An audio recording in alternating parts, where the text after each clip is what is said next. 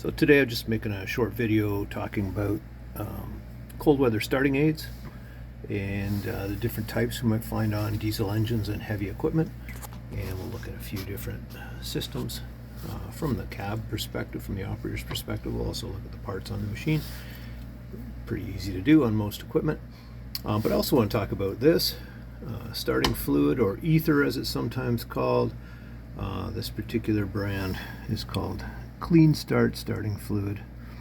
Lots of warnings: flammable, hazardous, explosive, toxic. It says a priming fuel for starting all types of diesel and gasoline engines. Well, yes and no. Then they got a disclaimer on the side here. It says it will help start your engine in cold weather. Just get that to focus. But I'm looking at this line. It says important. Before using, check owner operator's manual and follow recommendations. Do not use with glow plug or preheated manifold equipped diesels. Do not apply if engine is flooded. Well, that's probably more typical of gasoline engines, but so lots of do nots for this. And the two machines we're going to look at here, definitely this is a no-no. This excavator we're sitting in, the 307, has glow plugs. So it's specifically called out. So on a machine with glow plugs, this particular one, when you put your key in the ignition, we've got an on position and a start position. But on this particular one, if you rotate the key to the left, we've got this symbol indicating some type of engine preheating system. In this case, it is glow plugs. And I see not only the fuel lights lighting up yellow, but my glow plug light is lighting up yellow. So when I turn to the left, I'm powering the glow plug. And in the operation and maintenance manual, it will recommend how long you should run those glow plugs at different ambient temperatures. So what I'm doing is preheating the combustion chambers pre-start, and then I can go to the, once I've ran that for a certain amount of time, I can start the engine. Let's go look at the glow plugs on this machine. So a glow plug is a heating element that mounts right into the combustion chamber or the pre-combustion chamber on an engine. And you can usually identify them. They might have a metal strip that is live with voltage, oddly uninsulated, but be aware that this is live when your glow plugs are running. And this particular machine is a 24 volt system, so these get 24 volts from this fairly thick wire coming here. When I cycle the key to the glow plug position. Other machines, it might just be a case of turning the machine to on, and they may have some type of temperature sensor that's going to decide automatically whether the glow plugs run, or they may come on as a matter of just sequence before you go to crank the engine. So this one, we rotate our key to the left. That puts power from a relay through this cable and applies 24 volts in this case. Some are 12, but this one's 24 volt machine, to these glow plugs through this strip. And they're little heating elements, not unlike an electric soldering iron. They just warm up little elements inside the pre-combustion chamber. That's going to help the fuel ignite when we start cranking the engine. Just having some warmth in there. So that's glow plugs. So let's go back to the ether. The reason they don't want us spraying ether into this engine, here's our air intake system. They don't want us spraying any ether in the intake, because as it enters this pipe and goes through the turbo and into the engine, if it's a turbocharged engine, or just right into the intake, those heating elements are ignition sources for that ether. So if you spray that in there, it may very well ignite, and it could blow the piping off. It could damage the intake manifold of the engine, and you could have a fire or explosion. So they do not want us using ether in conjunction with the glow plugs. Now, because this particular machine, I control the glow plugs by cycling the key to the left.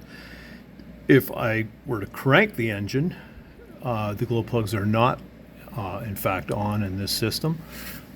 Then I could potentially spray some ether in, but I'm going to read the operation maintenance manual and see if they recommend that or not. Some engines are fragile, and with the high compression and the volatility of starting fluids or ether, you can cause physical damage to the engine. Caterpillar had a model, I remember, that was very sensitive.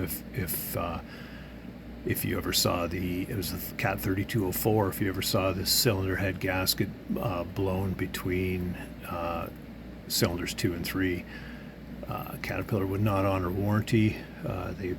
They knew that was an issue with somebody loading up the intake with ether and starting engine. So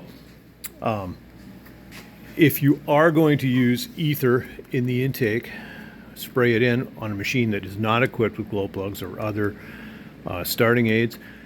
You want that engine cranking before you do the spraying. And that's inconvenient. It makes it a two-person job because you can't crank the engine back here and spray ether into the intake piping of the engine. So there's a temptation to just spray ether in first and then get in and crank the engine over. That's the type of activity that can put the engine at risk, especially head gaskets. So this machine, if the glow plugs are functioning, that should provide some engine starting ability. This machine, I believe, is also equipped with an engine block heater, which would add some further warmth to the engine, but of course there's a time investment to make there. Yes, I do see a cord coming here. I see a AC plug type cord, wraps around the engine, goes in, up and over. Oh, and there's a block heater actually right here where this one frost plug would be on the engine. That's where the cord runs in. And so the block heater is typically a heating element that installs into the engine coolant passages of the block, and typically they're between 500 and 1,000 watt electric heater. So when you plug those in, they are not a quick solution to a no-start problem, but if you plug it in for a few hours or overnight, that can certainly help a cold engine. Another plug-in device that is less common than a block heater would be a battery heater. So you can buy battery blankets and wrap them around your batteries. I don't have an example of that right here, but it's basically just a small electric blanket that plugs in with the block heater. Because batteries, lead acid batteries, an inherent characteristic of those is that they are weakest when the temperature is lowest. So at sub-freezing temperatures, your battery's ability, even if it's a healthy battery, its ability to crank the engine over is lessened. So when you're trying to start a diesel engine especially, what makes the heat typically in the combustion chamber is the heat of compression. And as the pistons come up in the engine and compress the air that's in there, the speed at which the piston travels is going to have a serious effect on the heat that it generates. So when your batteries are strong, you can get a faster cranking cycle on the engine. That's going to create more heat in the combustion chambers. If the batteries are weak, the engine may be cranking slow, and that may be exacerbated by the viscosity or thickness of the engine oil. If you've got a heavier weight engine oil, or even the recommended grade of engine oil in your diesel engine, it's going to be much thicker in cold weather, and that engine oil pump has to move that oil. And if it's thick like molasses, that's going to put an additional load on your starter motor while it's trying to crank the engine. Not only that, when we're cranking the engine on this excavator, we're also turning the hydraulic pumps. And the hydraulic pumps normally move a fairly light, usually a SAE 10 grade oil. Sometimes we use multi-grade oils, but regardless, if that like any mineral-based oil, it's going to be substantially thicker in colder weather. So the hydraulic pump's going to have more load, the engine oil pump's going to have more load, and then if we weaken the batteries by running the glow plugs, in addition to them also being cold, that's where a battery blanket can really help. Battery blankets you don't see too often. They tend to be kind of maintenance hungry. If anybody spills acid on them, it tends to corrode them and fail. But they're as helpful, if not more helpful in my opinion, than a engine block heater. You can also get an oil pan heater sometimes they're magnetic and they just stick to the oil pan, or they mount underneath. And those aren't very popular either, but they can help warm up that oil and thin it out a little bit. One of our motor graders in our fleet also has a hydraulic tank heater, which looks similar to the block heater in the block. It's a little lower wattage, and it will sort of take the edge off the hydraulic oil and thin it out a little bit too, so the pumps on that aren't laboring so intensely when you're cranking the engine in cold weather. So this is a system with glow plugs. I'm going to move to another cat machine here. This is our D5G dozer, and both of these engines are Mitsubishi derivatives, but this one's a little different. It doesn't have glow plugs, and glow plugs are getting less common in the industry because combustion chamber designs on modern diesels tend to not have any room for them. So if there's no place for a glow plug element to stick into the combustion chamber or a pre-combustion chamber, well, like a lot of engines are not equipped with pre-combustion chambers nowadays, then we don't have glow plugs. So what this machine has instead, it has an intake air heater. So after the turbo on this machine, we've got piping coming from the air cleaner first, then it goes through the turbo. Then en route to the intake manifold here, I see another fairly heavy wire and a ground connection. And what's in here is basically an intake grid heater. Sometimes people in slang will call these a toaster because they have elements in there that look just like toaster elements. And if you look in your toaster when you're making toast, they're glowing orange. These elements will glow orange too if this device is being employed. So again, you may have a way to cycle the key maybe to the left, or you just turn the key on, and based on ambient temperature, this may cycle on automatically. Depends, but what this is going to do, just basically with a heating element, as the air comes through across here into the engine through the intake manifold, it will simply warm up all of the air. Again, this is drawing a fair bit of electrical current. So on a cold morning, if your batteries are already weak because it's so cold, this is going to weaken them further. So there's always there's always a trade-off between how long do we want to run these cold weather starting aids if they are electric versus how long do we just want to get cranking. So consult the manual and see what they recommend for cycle times to run your glow plugs or your intake air heater and at certain ambient temperatures. So that's that one. This machine also has a second cold weather starting aid system.